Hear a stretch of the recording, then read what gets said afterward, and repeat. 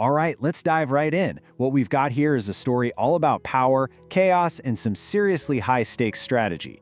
Now, this is a trade showdown between the US and China, but trust me, it plays out way less like a stuffy policy debate and more like a geopolitical poker game, the kind where both sides are pushing all their chips into the middle of the table. So, what are the cards on the table?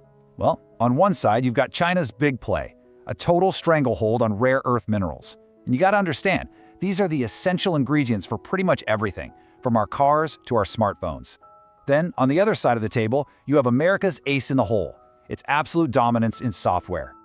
And that right there is the big question. What happens when both sides actually threaten to pull the trigger? I mean, we're talking about a standoff that could literally shatter the entire global economy. So how did we get here? How did we end up on this cliff edge, with both countries' fingers hovering over their own big red economic buttons?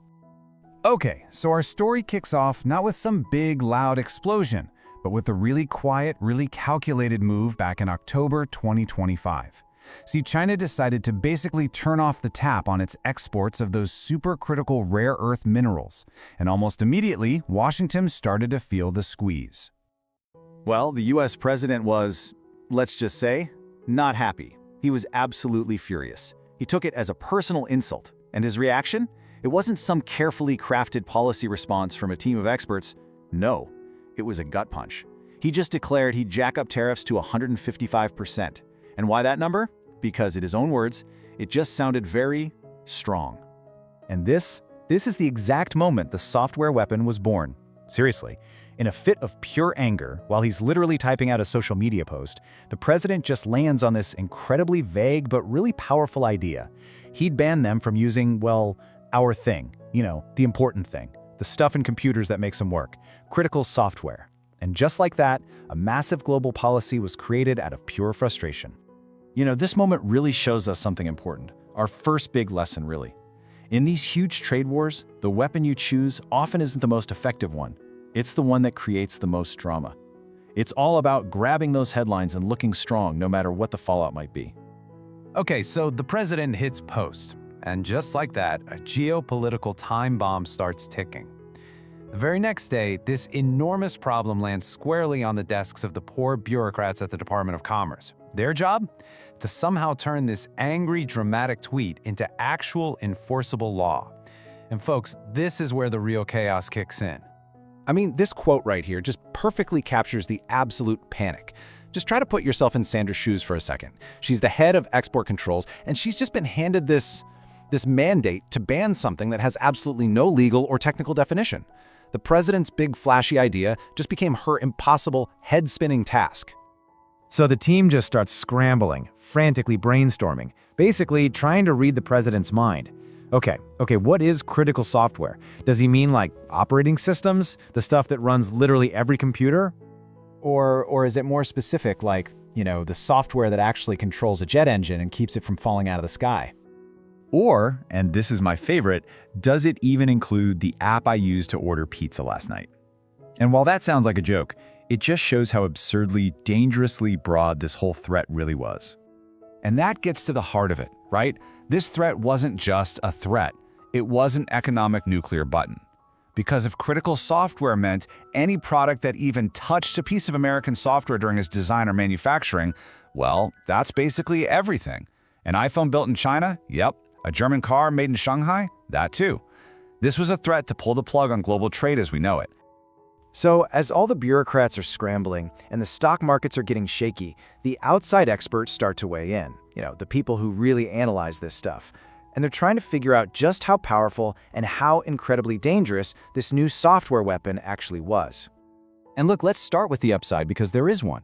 Experts like Emily Kilcrease, who's a former trade official, they totally acknowledge that the president had, maybe by accident, stumbled onto a real point of leverage. The US absolutely 100% dominates the world of software.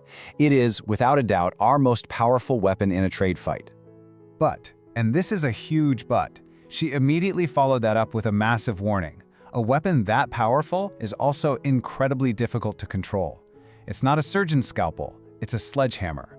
And if you try to swing it, it's just as likely to break and end up seriously injuring your own hand, meaning your own tech industry and your own economy. So you might be wondering, if this weapon is so dangerous to even use, why threaten it at all? Well, that brings us to a classic, old-school geopolitical strategy. It's called the madman theory. The whole idea is to make your opponent think you are just irrational enough, just unpredictable enough, that you might actually be crazy enough to do something that hurts both of you. It is one heck of a high-risk bluff. But here's the thing about the madman theory. For it to work, your opponent actually has to believe you might be that, well, mad. And that is exactly where this administration ran into a huge credibility problem, all thanks to its own recent track record. I mean, just look at this pattern. Early 2025, they threaten a big ban on AI chips from NVIDIA and AMD. What happens a few weeks later? They pull it back. Then, jump to May. They announce new restrictions on chip design software. By July, poof, those are gone too. It's a clear, established pattern of making huge threats and then backing down. And this leads us to another really stark lesson, doesn't it? Consistency is the absolute soul of policy. If you don't have it, your threats just turn into empty words. Your leverage becomes a bluff that everybody at the table can see right through. And your whole madman theory, well, it just becomes a joke. But, despite all these credibility issues, the threat was still officially on the table. So, with this software weapon as their main bargaining chip, US officials packed their bags for a series of incredibly tense make-or-break meetings in Asia. The bluff was finally about to be called. So picture the scene. You've got top officials like Treasury Secretary Scott Bessent and Trade Rep Jamieson Greer flying out to Malaysia. They're meeting their Chinese counterparts. Think of this as the preliminary match, right? The warm-up before the main event, which is a big summit between the two presidents in South Korea. And that software weapon? It's their ace in the hole, but it's an ace they know they can probably never ever actually play. And that right there reveals the final and maybe most important lesson of this whole geopolitical poker game. The most powerful move isn't the one you make, it's the one you could make. The real war isn't about tariffs or exports, it's psychological. It's about leverage, and it's about seeing who blinks first. Now, this whole saga, this crazy, high-stakes game of international poker, it's not just some story about presidents and policies. It's actually a masterclass in leverage, credibility, and strategy. And the amazing thing is, the principles we've been talking about, they scale right down. They apply directly to our own personal and professional lives. So if we distill this whole story down, we get 4 really clear steps for building your own personal critical software. First up, diversify. Just think about how entire industries were held hostage by one country's grip on rare earths. That's what happens when you put all your eggs, your income, your investments in one basket. Second, be consistent. Remember that timeline of threats and walkbacks? Your credibility is your strongest leverage. It's built by making your word your bond. Third, identify your leverage. America's was software. What is that unique, in-demand skill that only you have? Find it, own it, develop it. And finally, number 4, avoid emotional decisions. A policy born from an angry tweet threw the world into chaos. Don't let a choice you make in the heat of the moment do the same thing to your life. So in our story, America's ultimate leverage was its software, the thing it dominated. That leads us with one final question to think about. In the big, complex poker game of your own life and career, what is the unique, irreplaceable, critical software that you are building?